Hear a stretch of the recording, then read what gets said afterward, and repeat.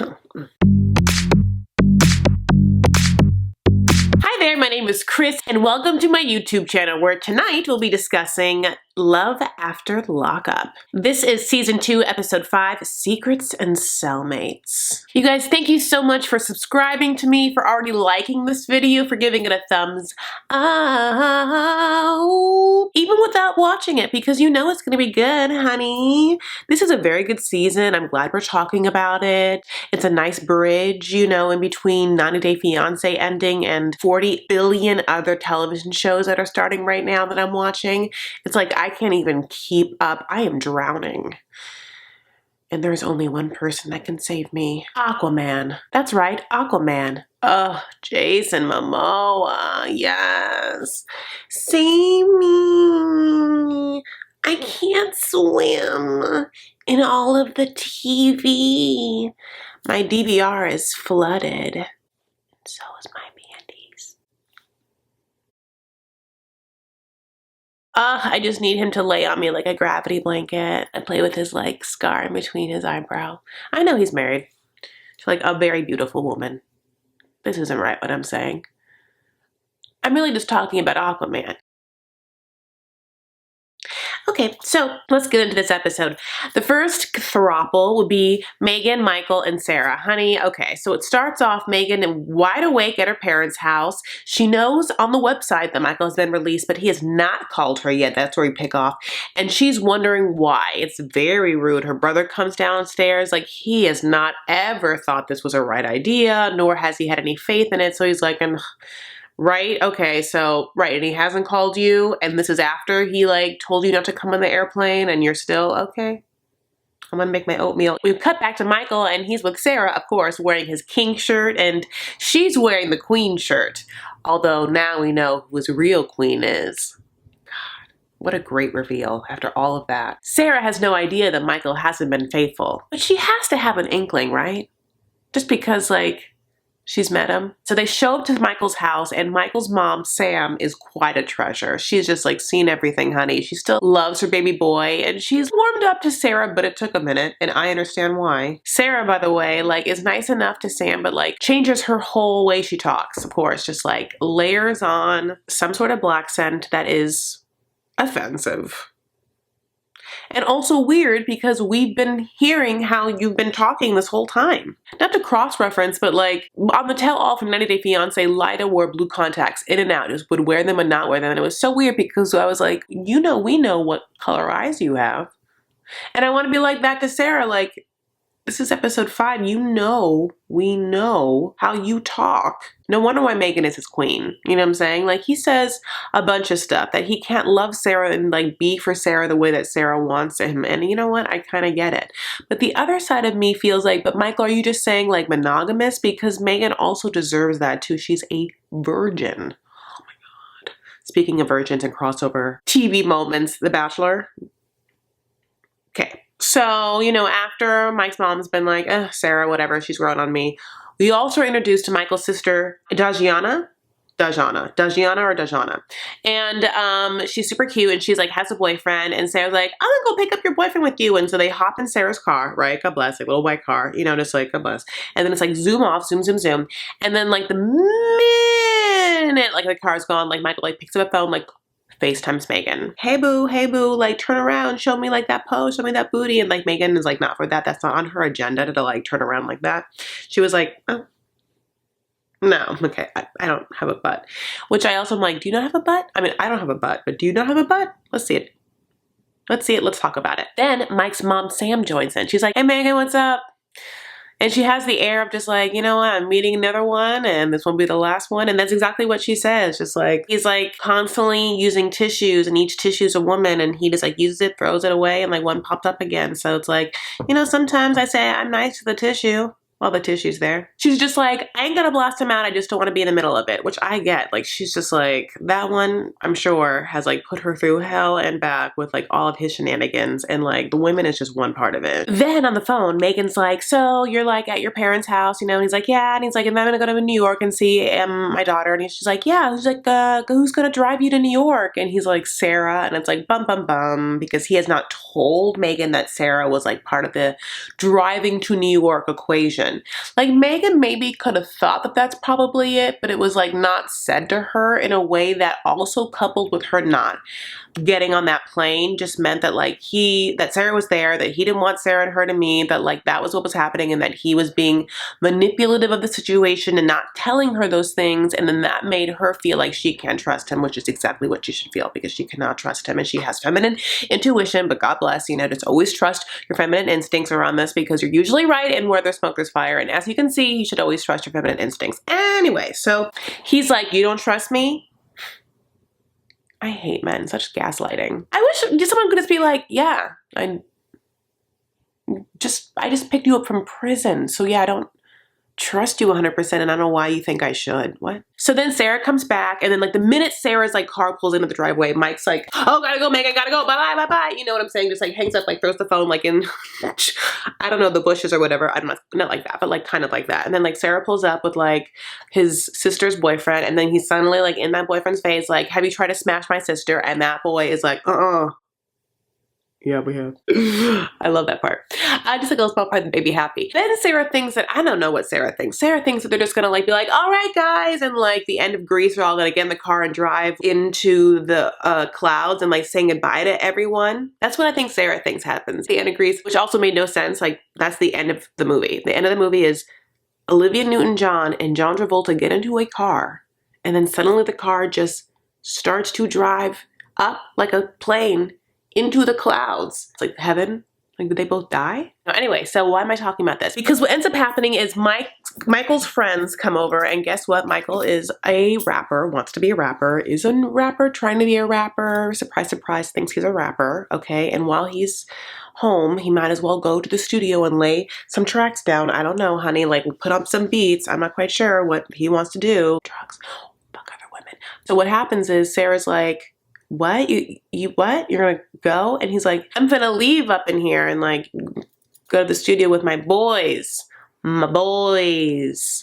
These dudes. And Sarah's like, okay, and that is like World War III, honey. And she's like, you're never gonna see me again. I'm leaving, blah, blah, blah, blah, blah, blah, blah, blah. And you're really good at that, making me the bad girl. Like, I can't even do it. It's like offensive for me to do it, but like I'm trying to like, how would I do a reenactment of her doing it? Because she's you're real good at that. She's just like, she's like, that blonde hair. And that's how it ends, honey.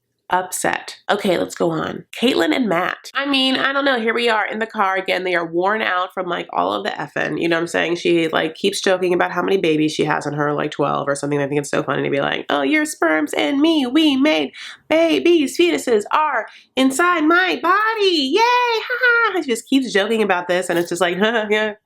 We fucked a lot. I also want to say this about Caitlin is that she has no makeup on like throughout this whole episode, and she looks real fresh. Real young and fresh. And it was almost like hard because this also was the episode that we saw Matt at his like, maybe we got to see who Matt was. So it was interesting to see Caitlin, like, it was like a metaphor because we saw her bare face and then saw like his bare soul. His soul was scary. I wanted to be like, run, Caitlin, run. Run, Caitlin, run. You're too young. You're too fresh. You're too pretty. You're too cover girl. You're too fresh idea. Fresh face to the world. Easy breezy, beautiful cover girl. Caitlin. Okay, so this is what happens. They're in the car. They're joking about sex. She's like, lays it down. Like, look, I got kicked out of my mother's house for you. She was mad. Didn't want me to be with you. But I was like, no, I'm going to be with you because I love you. So she kicked me out. I have nowhere to go. I have no money. You have not a job. So guess what? We're going to your mom's house. I don't even understand why you're mad at me for ever contacting her because that's where we have to live, you person I want to spend the rest of my life with. Is that a good idea? And then he's like, yeah, I'm still mad or whatever. And then we get to the mom's house and the mom is just as like sassy as we remember her from before, honey. Kathy. This is the third time that Kathy's baby boy has come home. She's been on quite the roller coaster with her baby boy, Matt. Last time she saw him, he had all his teeth. This time, not as much. One extra girlfriend, one less tooth. This time he's here with Caitlin. But it doesn't mean anything's going to change because she knows her baby boy. And what happens is he's cool for the first 8 hours and then he starts to get restless, which is a bad word for an addict because then he wants to leave. And where he goes isn't like church, the mall to like blow some steam, and a hike to like, Chipotle and like get myself like a burrito bowl with like extra cheese and guac. No, honey, he like goes to like Skid Row, I'm sure, and like does whatever he can do to get like whatever he's addicted to, meth or whatever, God bless. And it doesn't seem like Matt has made the connection of his past behaviors and how they've led him to repeat a cycle, because he and Caitlin and his mom go in his room and they start recounting things, and Matt's like, if I want to leave, I'm going to leave. And Caitlin's like, ha ha ha, you're not going to leave through that window like you used to do when you were a kid. He's like, no, I'm just going to leave through out that front door. And Caitlin's like, why would you do that? Do you want to go back to prison? And Matt's like, that's what it has to be. What? No. I almost don't know what to say about it, because it makes me feel like I shouldn't talk about Matt anymore, because it's like, is that mental illness? Because I don't understand if it's like I don't really know the exact thing about mental illness in the prison system. And so in the sense of like repeating, just being stuck in like a pattern of behavior and not thinking that you can break out of it. The definition of crazy is repeating the same behavior over and over again and expecting different results. But I don't know if he expects different results or if he has just surrendered his life to, I think, meth. I don't think he's ever broken it. Maybe he was never super clean, or never got the therapy, or never had the willingness. And that's maybe why his last hopes of like Caitlin and kids will be to like propel him into wanting to be sober. But at this point, it is obvious he does not even want to be sober or home. Like, again, like if I was in prison I would be home for the same amount of years I was in prison. You know what I'm saying? Like, I would need to be like in bed sleeping for like 10 days. I mean, I haven't been in prison over and over again, and Matt has, and I think that what we're seeing is this like mental disease. Pretty much what happens is like he gets anxiety being at home with his mom and Caitlin, and that's very obvious, and that's one part of the equation. And Caitlin's like, settle down, it's okay. And he's like, just, you sound like my mom, shut up. And it's, ooh, right? Ooh, it's a ooh moment.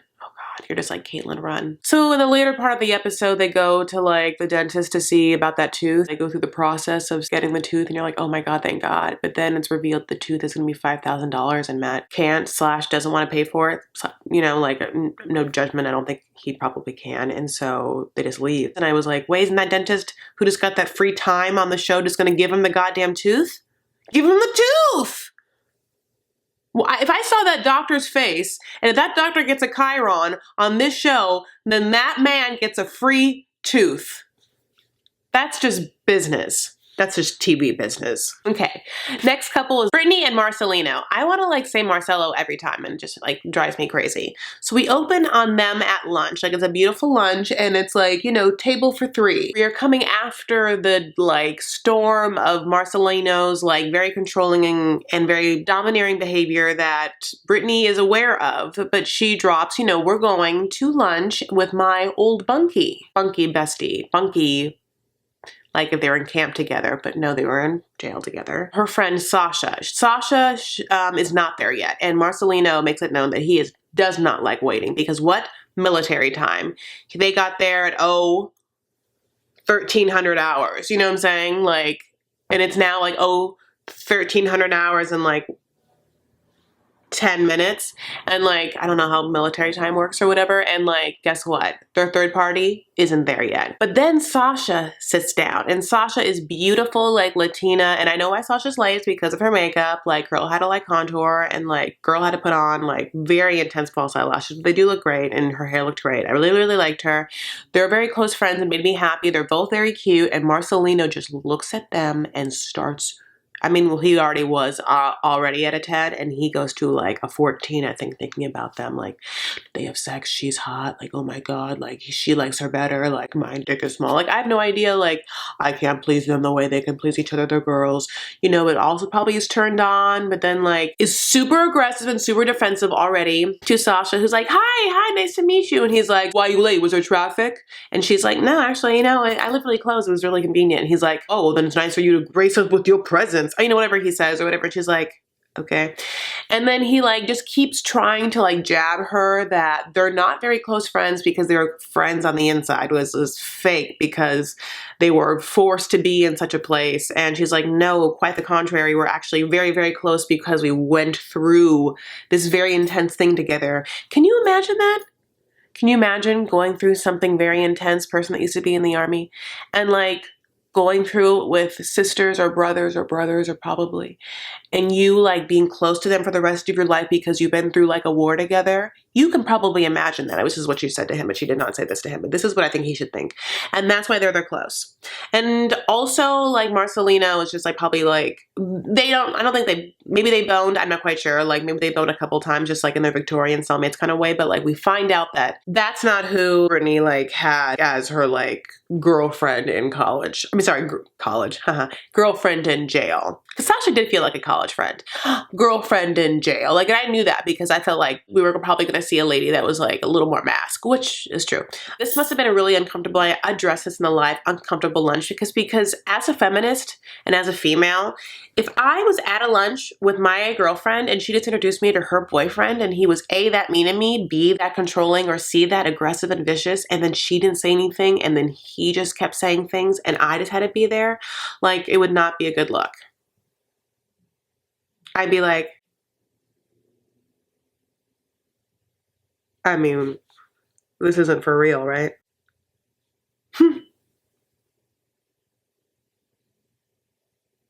No, he's not for you. And I'll tell you that right now, and I don't need a free fucking lunch. Bye. You're dumb. You should leave him. Call me when you leave him. Bye. You're dumb. You know what I would leave. But that's just me. That's just me. At one point he was like, so why were you in prison? She's like, bad decisions, bad thugs, bad men, bad decisions, bad choices. I was like, girl, what? What was that story? Come on. Tell me the juice. That Brittany's jail relationship was with a girl named Amanda, we found out. And that's not all we find out. Just so happens Amanda's out of jail. Just so happens Amanda lives close. Just so happens Brittany's been talking to her. Just so happens she hasn't told Marcelino about Amanda, nor has she told Amanda about Marcelino. God, that's good TV. I mean, like, even saying it now, I've already seen this episode, my mouth starts to water. I'm like, oh, I can't wait to see it. I can't wait to see that scene. I can't wait to see the scene between Amanda and Marcelino. Just like my mouth is just like, as if you made pizza. And I'm smelling it right now. Or like a juicy hamburger, or a juicy steak, or like filet mignon, or Chateaubriand. Like, that is how just like... Next couple, honey, Lizzie and Scott. Knock, knock on Scott's hotel door. Who's there? It's Lizzie. Not just Lizzie, honey. Let's call her Chasdeen. Because she's going to come in and do a full makeover. She can only do what she can do. Various cutting instruments that I'm just like, how do the producers let her have her hands on those? Because I'm not entirely sure she's completely sober. And also, as she will say, she got kicked out of cosmetology school in jail because she was high. And I'm like, you can't tell me she's not high right now. And like the producers are watching her shave, shave, shave, very close to the aorta vein somewhere of Scott. Okay, so, I mean, she shaves him, honey. She gets Adam out of the room. She's like, I'm gonna take care of your dad or whatever. But like, no, I'm that way because I'm a Christian woman or whatever. Adam leaves. And then she's like cutting Scott's wet hair and then just dropping the wet hair on the rug of the Renaissance Inn or whatever they're staying at. Like, why aren't you doing this in the bathroom? Also, like, don't do it on the rug. Just put it into a trash can or something with like, haram, like the people that have to clean that room. Like, his hair is wet hair everywhere. Oh. I mean, I will give this to Lizzie. She's like, if I have to see him, I'm going to make him like somewhat better. I'm going to try and like make him somewhat attractive to me. We get a lot of like what is attractive to Lizzie, and it's very obvious it's not at all Scotty. Like she it's attracted to hotter men usually that are domineering and know what they want and kind of cocky and very secure and not needy, and he is the opposite of all those things. Very insecure. He will literally let her do anything. He's like, it'll grow back, whatever it is, hair, skin, my feelings. You can step on them, pee on them, just break them.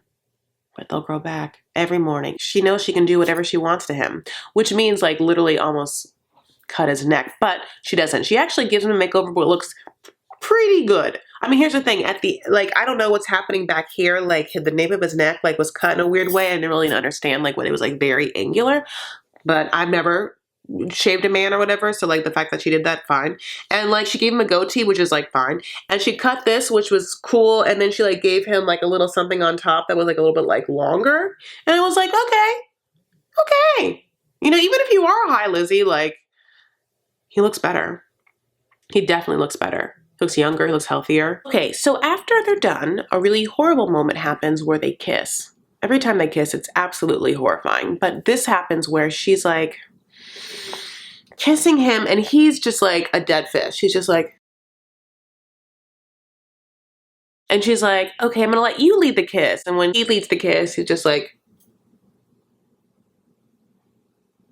and she's like, okay, now I'm gonna lead the kiss. And she like, you know, does all the things, just like bit it biting his lower lip and just like being really like, and it's like still absolutely gross. We find out they're gonna go on a date. She gets him as spruced up as she can. She goes back to her room and Jazzy Jasmine's there and they're like going through outfits for her to wear. They decide on a slutty dress and it's black. Jasmine's like, I don't think you should be with him. And Lizzie's like, great, because I don't ever want to be with him. He's just supporting me right now, so that's why I have to be with him. And that's how it ends. Next couple is Clint and Tracy. So now they're in the car talking about boning. That sounds like a huge theme. GoPro car shots of these couples in the car. Can't wait to bone.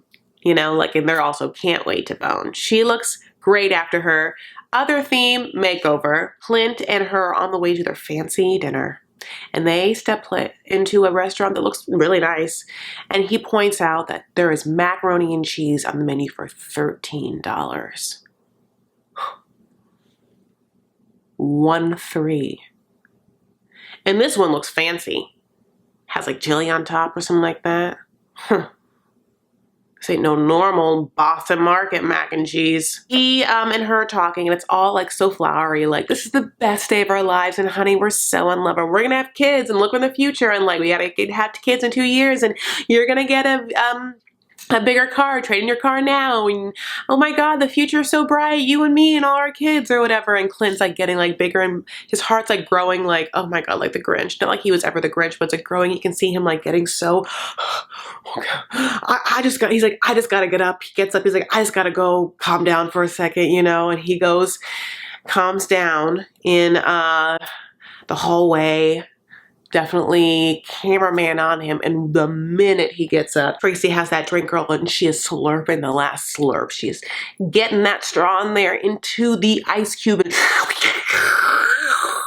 is there alcohol still left in the lime? Can she suck it out of the lime? You know, like, I'm surprised she didn't like low-key try and like get the waiter's attention, like, you know, I made this joke on live and I'll make it again. But then Clint comes back, he gets down on one knee and he proposes. He puts a ring on it, her finger. He's like, come on everyone, to the people that sign their clearances to show their faces on this television show. And they, through their meals, clapped. None of them cared about how much the macaroni and cheese was or the proposal they saw in front of them. But the one girl that was sitting like behind Tracy, who watched her down those drinks, and I think she had like some sort of fake Birkin bag.